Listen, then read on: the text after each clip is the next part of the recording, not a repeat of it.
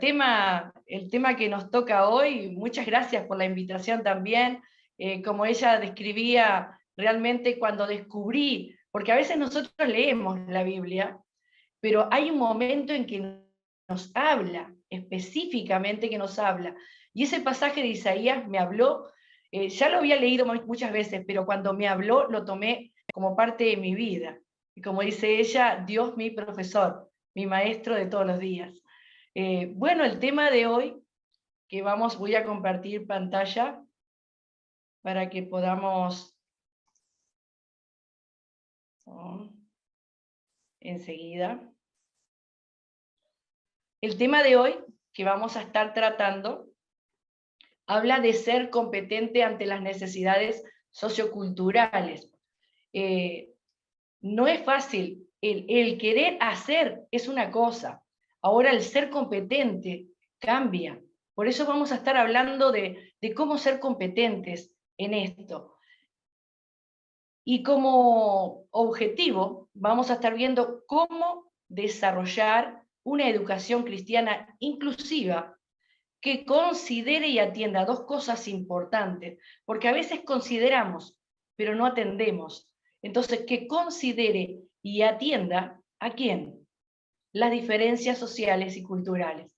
Hay diferencias sociales, y en esto podemos decir, hay muchas diferencias en los continentes. Podemos decir, bueno, Latinoamérica somos de una manera, en Europa son de otra manera, hay otra cultura, en África hay otra cultura, pero en realidad, si nosotros nos ponemos a observar un poquito más cercano, en cada país específico hay una cultura diferente, somos distintos en muchos aspectos, vemos las cosas de distintas maneras o vivimos de distinta manera, pero mirando un poco más cerca todavía, podemos decir que en un mismo país, en las provincias, por ejemplo en Uruguay son departamentos, pero en muchos países son provincias, en cada provincia hay diferencias, pero no solamente en las provincias, siendo un poquito más con la lupa, un poco más adentro, podemos observar que cada ciudad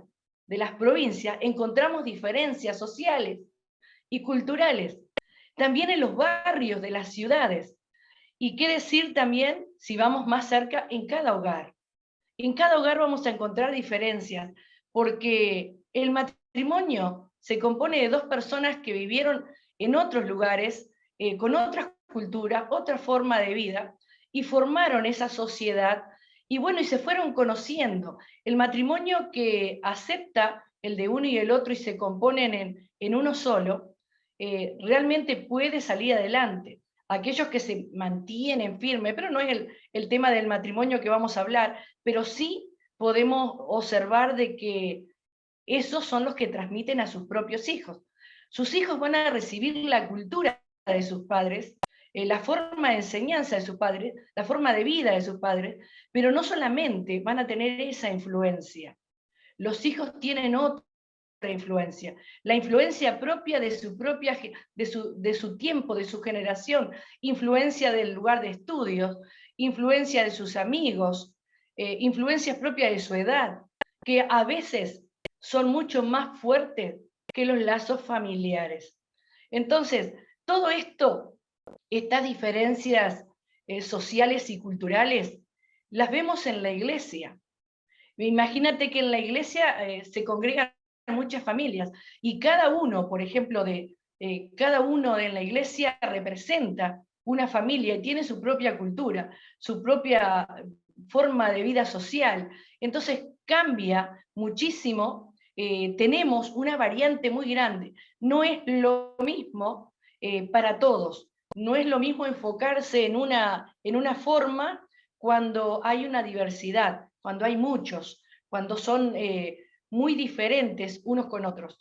Así que por eso vamos a tratar y ver de alguna manera poder ayudar en esto, que nos pueda ayudar. Les digo que cuando empecé a preparar el estudio a mí me enriqueció mucho también, me recordó cosas, me reanimó otras y me ayudó a canalizar mucho sobre esto de entender, comprender y aplicar en nuestra vida también ese conocimiento para ayudar.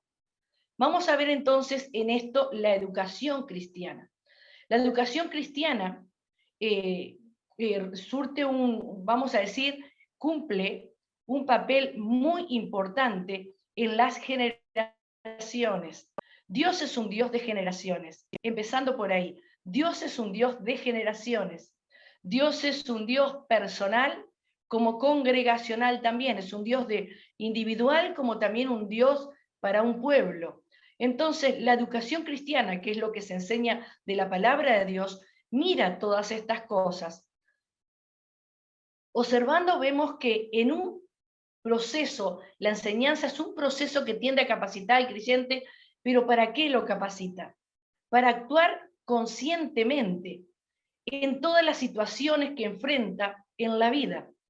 Entonces, la palabra de Dios en la enseñanza te lleva a actuar conscientemente. Por eso, si actuamos correctamente como enseñanza, si nosotros transmitimos correctamente, llegamos más claramente, si nosotros llegamos a la generación que queremos alcanzar, puede ser cualquiera de las generaciones, dependiendo del grupo que nos toque ministrar.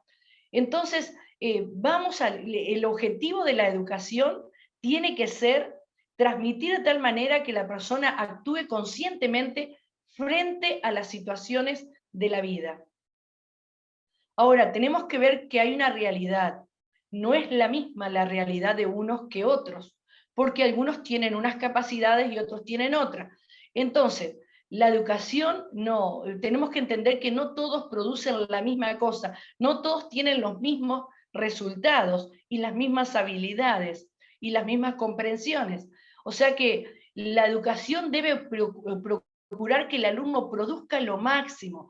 Tiene, por eso, para que interesarse que el alumno produzca lo máximo, entonces lo que tiene que hacer es preocuparse en conocer individualmente al alumno. Tiene que verlo según sus aptitudes y posibilidades. Ahora, también la educación cristiana atiende las necesidades individuales y colectivas, como habíamos dicho, que Dios es un Dios personal, pero también es un Dios congregacional. Entonces, la educación cristiana lo que hace es trabaja con el individuo, pero no solamente le transmite y le enseña al individuo, sino que individualmente, sino que lo lleva, lo conduce de tal manera que lo hace parte de una comunidad, parte de una iglesia. Ahora, si se enseñara solamente como el Dios es mío, es mi Dios, es mi Señor, y todo para la persona como ser solamente individual, lo que vamos a crear dentro de la congregación es a una persona sumamente egoísta que piensa solamente en sí misma y en sus necesidades, pero nunca va a ver las necesidades del pueblo de Dios. Por eso es que tiene que abarcar de tal manera la educación cristiana que lleve al individuo también en el proceso trabajar con él solo, pero hacerlo también parte de la comunidad, parte de la iglesia también, observando las necesidades de la iglesia también. Ahora, ¿qué rol cumple el educador en esto? Observamos que el educador, por ejemplo, pone su aporte y ese aporte tiene que ser pertinente para la generación que enseña. No importa cuál es la generación que va a enseñar. Quizás es una generación de gente ya madura, puede ser una generación de jóvenes, puede ser una generación de adolescentes, niños. Cualquiera sea la generación, su aporte tiene que ser pertinente. ¿Por qué? Porque esto le va a llevar a tener una utilidad y una aplicación para la vida del alumno, porque si no sería solamente un conocimiento. Estaríamos formando religiosos, personas que no la razonan, no la pueden aplicar, pero se dijo y así viven en una cultura que quizás no es la propia de ellos mismos, la siguen porque así se dice y así me enseñaron. Pero en realidad la educación cristiana tiene que llevar a que lo que se está enseñando sea de tan común para la persona en su diario vivir que le pueda encontrar utilidad para su propia vida, para sus asuntos, para sus necesidades. Así que tiene que aportar, vamos a decir, tiene que ser pertinente en su aporte.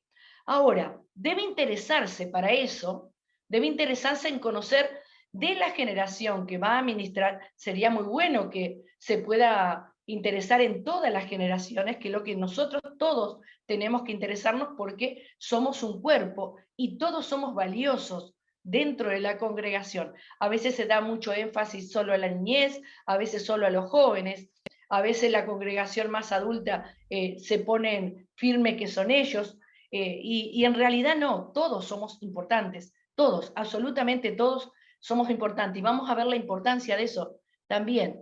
Por ejemplo, debe interesarse en conocer del grupo que va principalmente, estamos hablando del educador, principalmente la cultura del grupo que va a administrar. ¿Por qué? Porque tiene que alcanzar. Entonces, al grupo que va a alcanzar, tiene que saber, para poder llegar a ellos, para poder alcanzarles, para poder transmitirles y que ellos puedan abrir su corazón, recibir.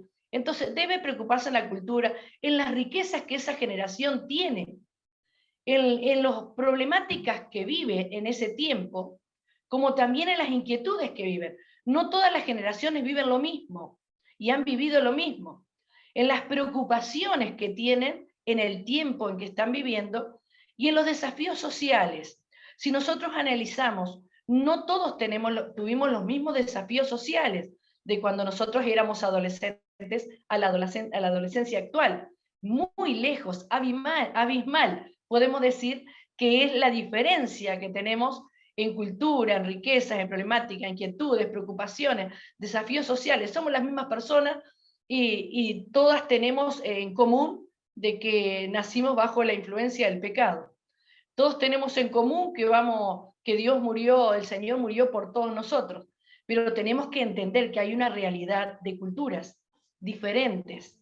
Entonces, si no entendemos esto, va a ser muy difícil que nosotros podamos llegar a ellos, ganarles. Ahora, por eso vamos a estar observando respecto a la educación ante las brechas generacionales. Hay brechas entre una generación y otra. Ahora, si nosotros analizamos un poco, para que tengan una idea, antes de ir y empezar a ver todo esto, analiza un poquito cuando en la iglesia se tocaba el acordeón a piano.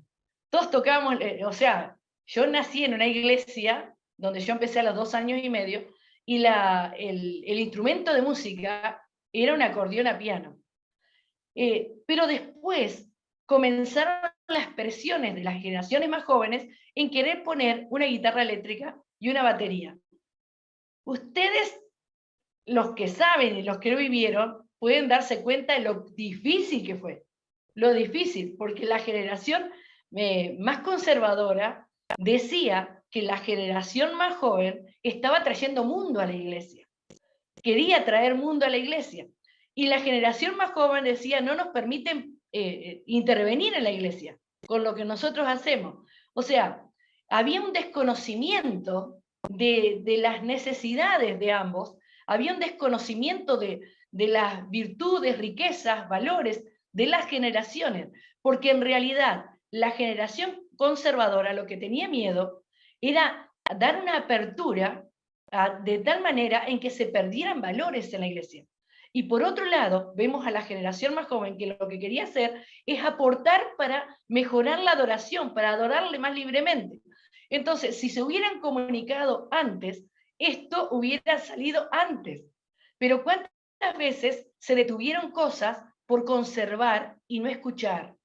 Y las generaciones más jóvenes muchas veces se retiraban o se enojaban o se quedaban sentadas en el banco y no progresaban, porque había una generación firme que quería mantener la doctrina sin saber que lo que estaba deteniendo eran formas y cultos de hombre y no tenía nada que ver con Dios en sí, en la alabanza. Pues si vas a escuchar lo que dice, vas a leer lo que dice la Escritura, en los Salmos nos hablan de una lista de instrumentos impresionante, que no era solamente un acordeón a piano.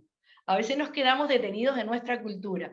Por eso tenemos que observar estas cosas. Si queremos alcanzar, Somos pueblo, todos somos importantes. Por eso vamos a observar en esto que la educación cristiana debe extender puentes generacionales, debe extender. Hay brechas entre las generaciones, hay brechas. No podemos quitar las brechas, pero podemos extender puentes para que se pueda pasar de una generación a otra y obtener las riquezas que tiene una y progresar a medida que van avanzando las generaciones, en los progresos también que se ven en la ciencia y todo lo demás que observamos, que va con la generación. La ciencia viene con esa generación. Entonces, si le damos lugar, vamos a avanzar muchísimo en muchas cosas.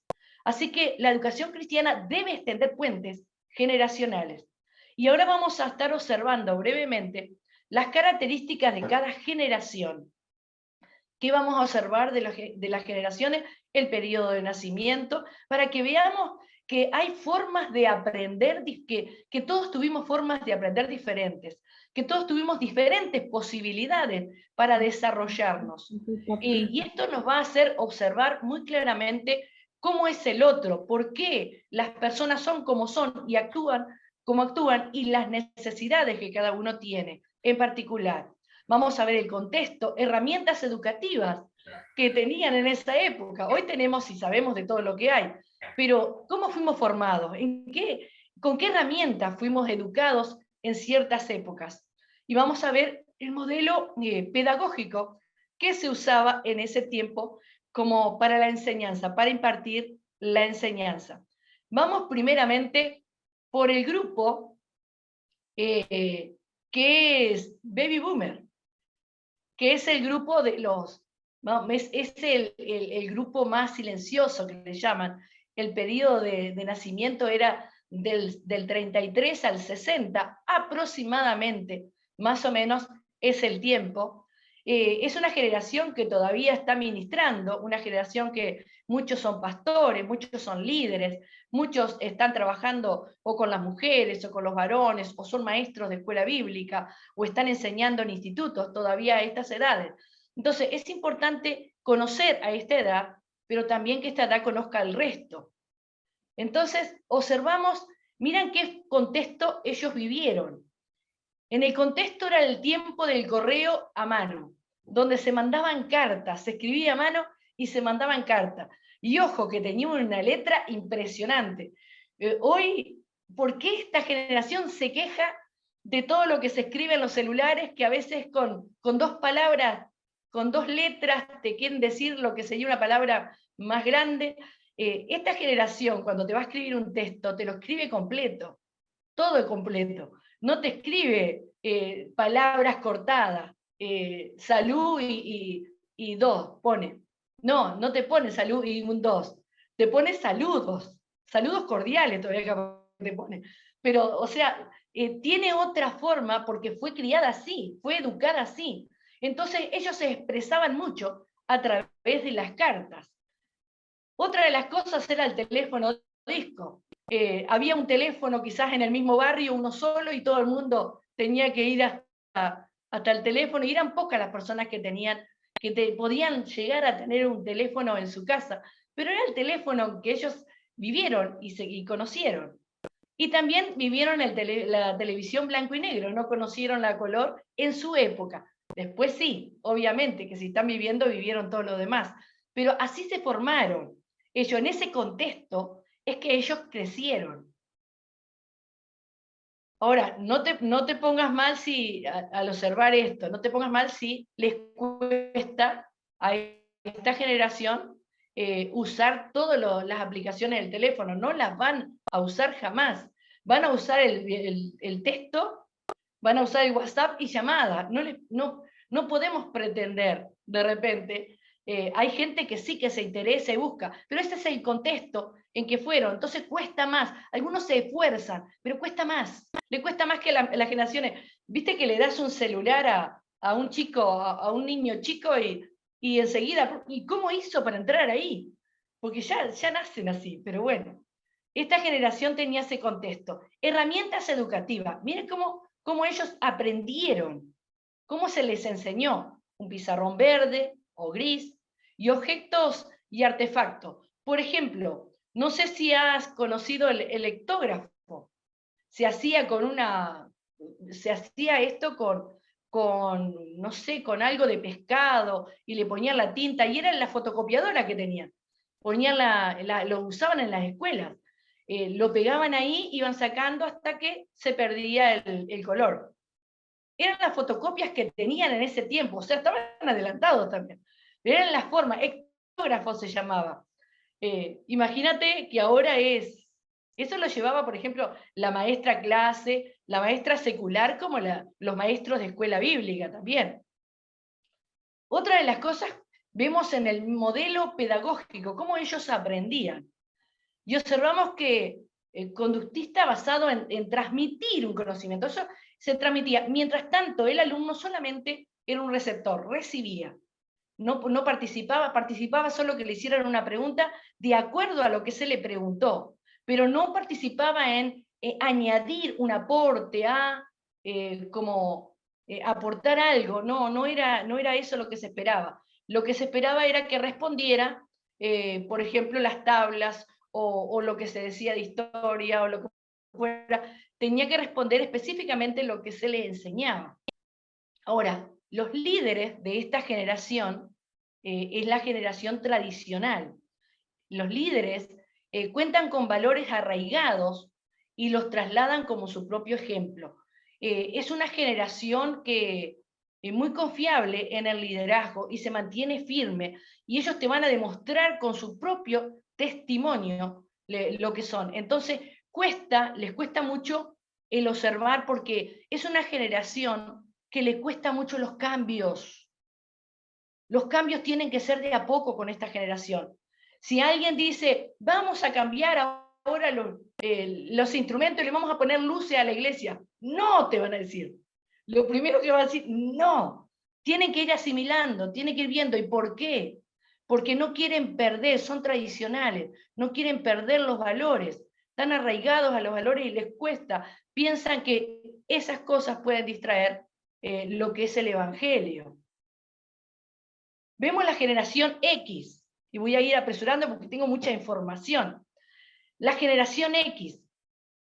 La generación X es del periodo de nacimiento del 60 al 84, más o menos estas edades. Bueno, esta edad podemos decir que fue la que vio el nacimiento de muchas cosas, de la tecnología, fue viendo todo el nacimiento. Por ejemplo, el inicio del desarrollo de la computadora. Antes era la computadora con las letras verdes. Era lo que se hacía y era lo que no tenía mucha cosa, pero era lo que tenían. Vio el nacimiento, tanto eso como el de los celulares. Empezaron a aparecer los celulares con las antenitas, y eran todos grandes. Y bueno, ahí de repente están más modernos, pero en realidad vivieron todo el proceso. Y fue una época de crisis económica. Las herramientas educativas que este grupo tenía, ya usaba, por ejemplo, en los pizarrones verdes, pasaron a pizarrones blancos con marcadores. Seguían usando los pizarrones verdes, pero se añadió también el pizarrón con marcador. Fue la época donde se usó el proyector, pero era un proyector diferente, todavía no aprendieron con el cañón. Por ejemplo, lo que hoy conocemos por el cañón. Aquí se ponía la imagen y a través de una figura se traspasaba hacia la pared. No era un video, se traspasaba una imagen. Y era lo que se proyectaban, eran como láminas transparentes, e iban poniendo las transparencias, se les llamaban, e iban poniendo y se proyectaban. O sea, aprendieron de distinta manera. Después, el modelo pedagógico, la forma en que ellos aprendieron, fue basado en que el profesor debía ser el guía de los alumnos, el guía de los estudiantes. Ahora, vemos los líderes de la generación X. Acá cambia un poquito. Ejercen relaciones menos jerárquicas y más orientadas a la persona. Ahora, es una generación mediadora. Si ustedes observan la generación anterior, le decían a los padres usted, por ejemplo, les trataban de usted. Por ejemplo, nosotros acostumbramos a tutear aquí. no sé ustedes cómo hacen, pero por ejemplo, se les trataba como señor, por ejemplo, se le decía. No se le decía mamá y papá, sino señor, señora. Los hijos estoy hablando. Había como un distanciamiento.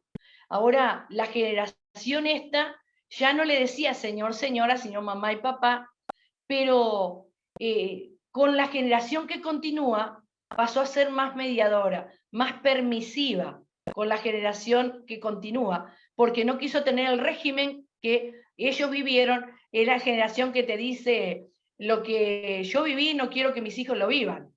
Es la generación X, la que te dicen, lo que yo no pude lograr, mis hijos lo van a lograr. Y entonces el tema es que le imponen a veces sus propios anhelos, su propio deseo y su propia visión, y no la visión de sus hijos. Está bueno, pero también hay, vamos a decir, complicaciones, porque a veces los hijos quieren otra cosa, quieren otra dirección, por ejemplo, de estudio, de preparación, de profesión, y los padres quieren que ellos lleguen a cumplir el sueño que ellos no pudieron cumplir. Entonces, pero ejercen menos jerarquía y más orientación a las personas. Escuchan al equipo y actúan como mentores. O sea que es una buena generación, la generación X es una buena generación de líderes para trabajar más bien en un equipo, no tanto como el superior, sino como parte de. Vemos ahora la generación Y o millennial. Esta generación es del periodo 85 al 2000, aproximadamente.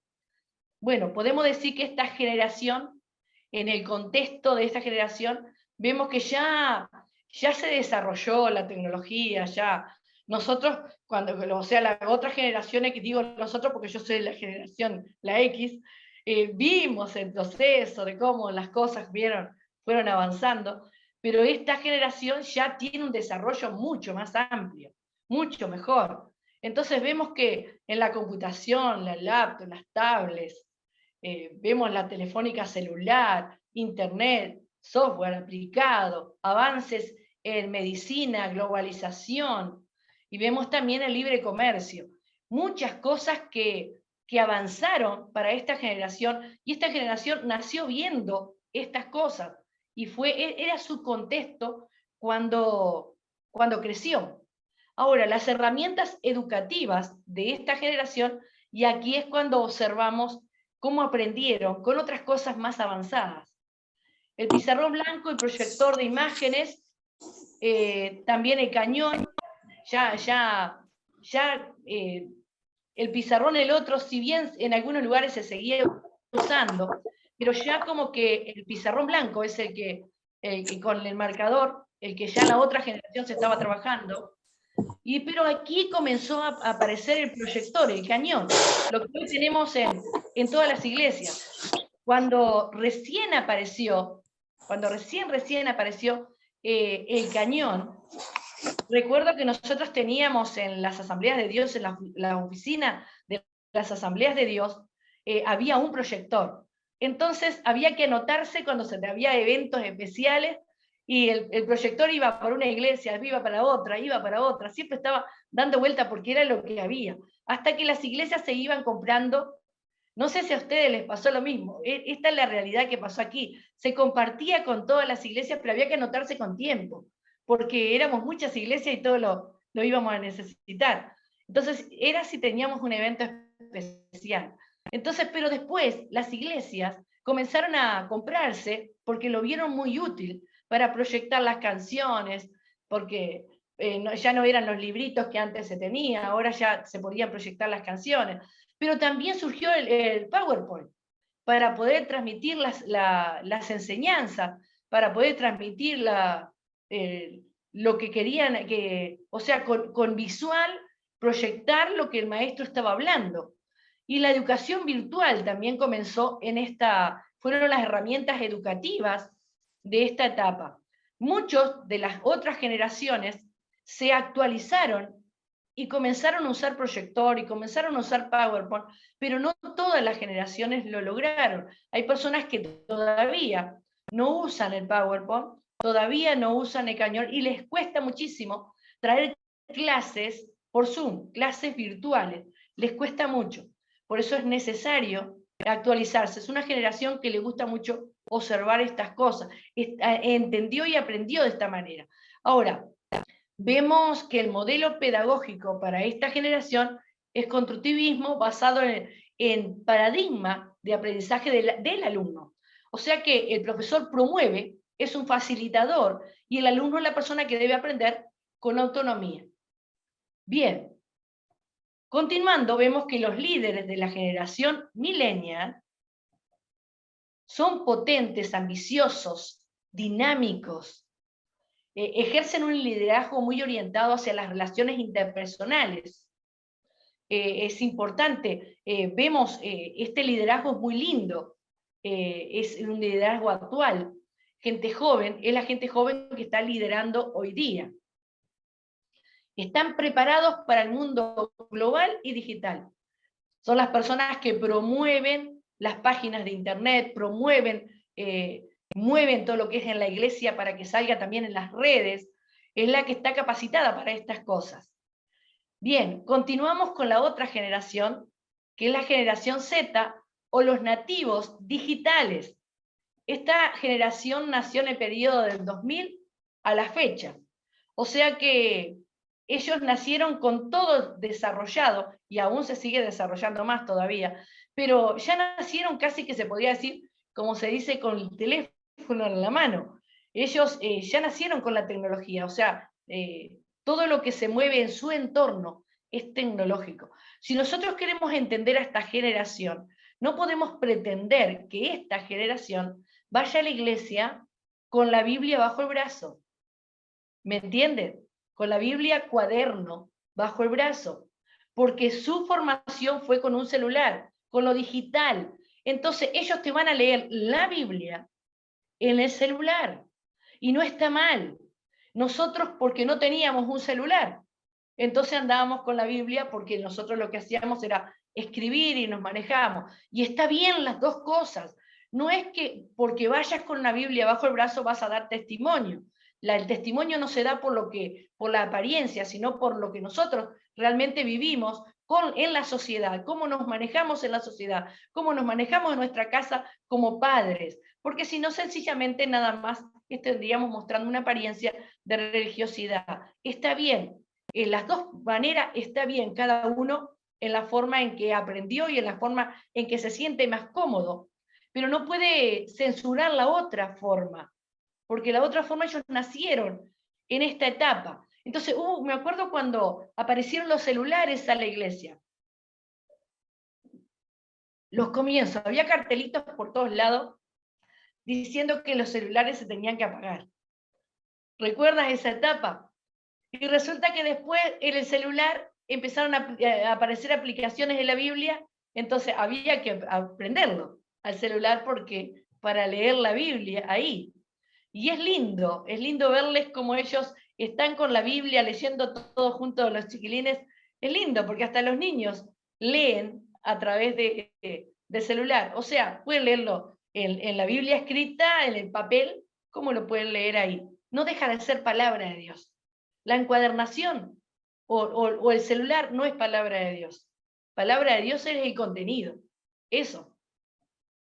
Bien, el contexto en que ellos crecieron es nacen con avances tecnológicos, computacionales, telefónica, celular, redes sociales, economía del conocimiento e innovación de productos y servicios. O sea que ellos tienen todo lo que es la tecnología y los avances tecnológicos que hay. Las herramientas educativas, por supuesto, los pizarrones electrónicos, es lo que se está usando.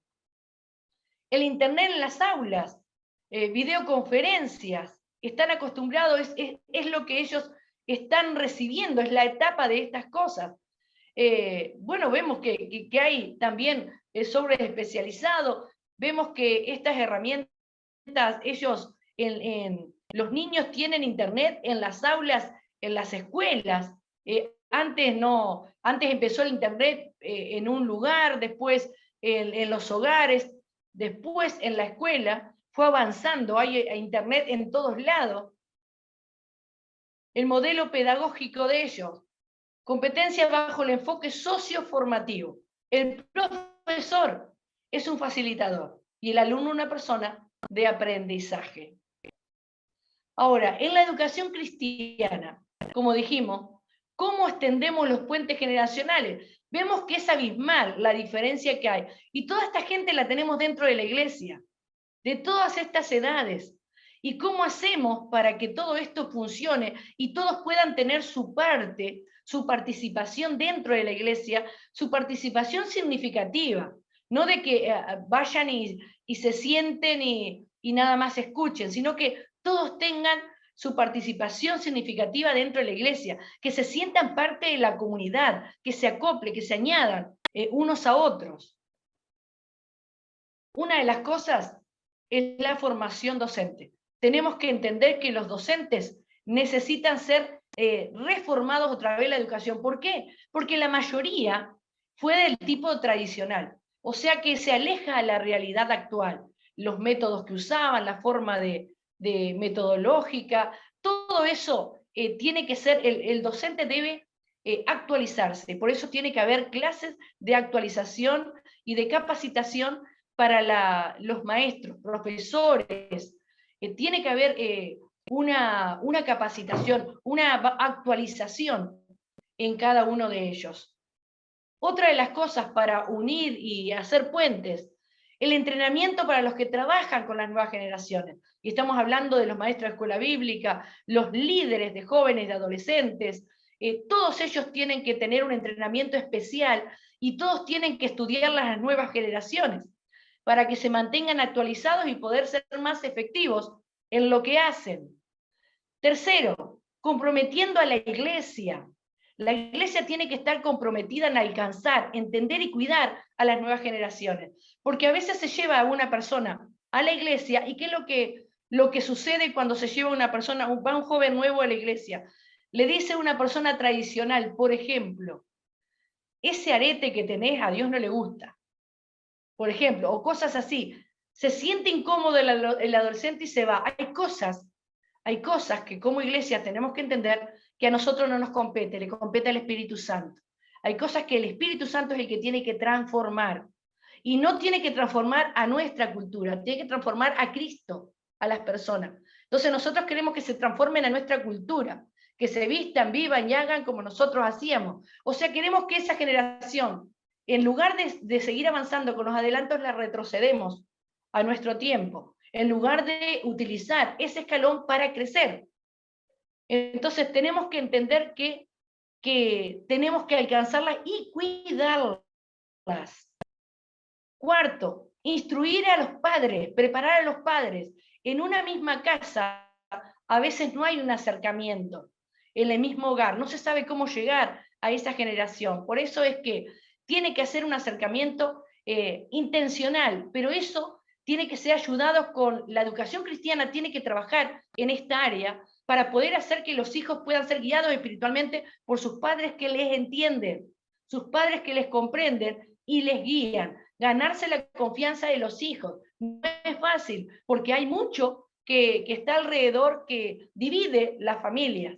Entonces tiene que ser un trabajo intencional, preparado por los educadores de la iglesia, talleres para padres en esto.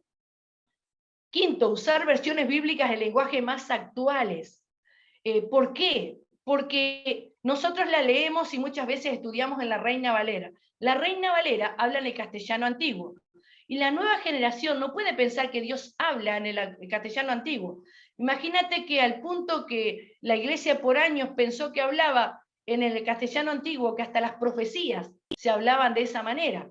Entonces, para que observemos que no es así como debe ser, tiene que ser un lenguaje que sea aplicable para mí, que yo pueda poner en mis asuntos, pueda resolver, entender, que yo me sienta entendido. No, ellos van a ver con una traducción del castellano antiguo como un Dios lejano, como un Dios que habla lejos, un Dios que habla de otro idioma, no está tan cerca de él, cuando Dios lo que está queriendo hacer es acercarse a nosotros. Entonces, nosotros al conocer las nuevas generaciones tenemos que ayudarles con versiones bíblicas confiables que les podamos transmitir para que ellos puedan conocer a un Dios más cercano, para tener una relación con ellos. Ahora, esto sería una pregunta, porque como el tiempo no nos da, lo voy a hacer directamente yo. Me hubiera gustado tener esa charla con ustedes, si no nos llegamos con el tiempo.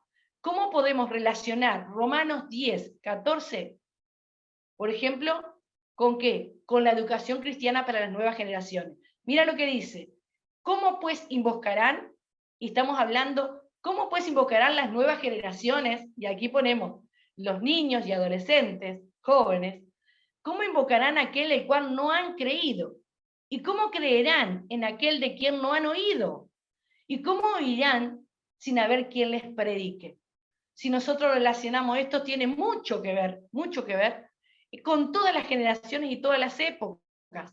Porque si nosotros no nos interesamos en llegar a ellos, ¿cómo vamos a poder hablarles del Evangelio? Tenemos que ser también intencionales en esto, tenemos que conocer cómo ellos son para poder llegar a ellos. Nosotros tenemos que ir, de la Biblia nos dice que ir y predicar el Evangelio a toda criatura. Nos habla de nosotros tener que ir a buscar, no esperar que ellos vengan. Por eso nosotros somos los que tenemos que interesarnos más en conocerles para poder llegar a ellos. Si no, la estamos perdiendo. Es una generación que estamos perdiendo totalmente. No podemos olvidar. O sea que no podemos, mientras nosotros no tengamos en cuenta las características de esta generación, no podremos tener un acercamiento significativo que nos permita compartirles el Evangelio de salvación. Esto es una realidad.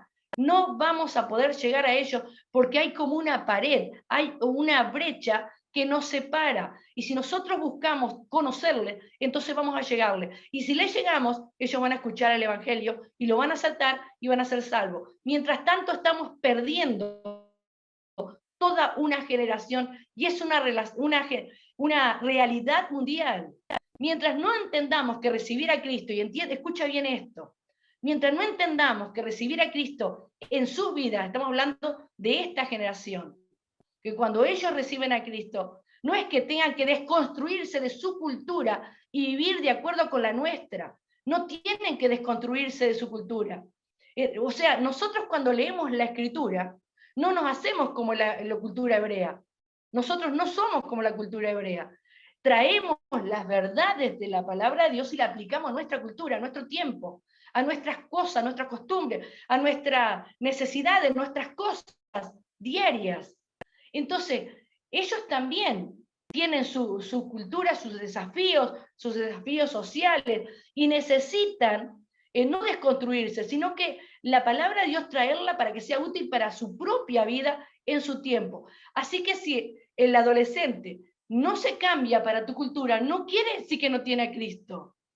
Ahora, si hacemos esto, seguiremos agrandando la brecha y los vamos a perder. Realmente los vamos a perder. Por lo tanto, tenemos que integrarlos. Tenemos que luchar para integrarlos. Cuando los integramos, va a haber un aprovechamiento de las experiencias de la cultura anterior, de la generación anterior, va a haber un aprovechamiento. ¿Y qué más? Va a haber una continuidad.